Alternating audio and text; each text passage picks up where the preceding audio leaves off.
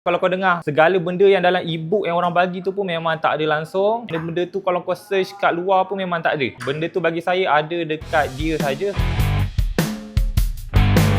Okay, hai, saya Muhammad Najmi bin Barum. Saya pada Entech Industrial Supply. Saya handle company untuk Entech lah. Jadi saya belajar AI ni untuk saya buat video saya sendirilah. Samping saya buat produk, saya kena belajar buat video AI saya sendiri. So untuk kelas 2 hari ni, saya memang belajar banyak sangat benda. Saya pernah lah beli banyak sangat video yang orang kata tu jual e-book semua tu kan. Saya beli dekat lebih pada 2 ke 3 e-book. Tengok satu benda pun saya tak faham. So saya dapat kelas daripada Tuan Fikri ni, kelas secara fizikal 2 hari.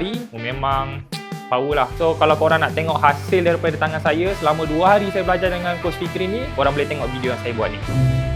Wah, makanan apa ini? Nampak sedap ya. Lagi pas.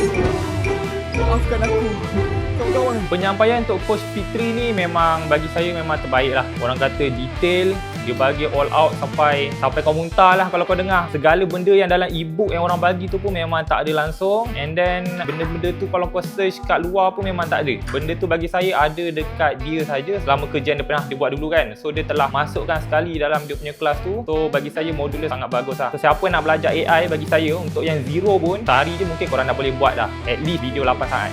RGBA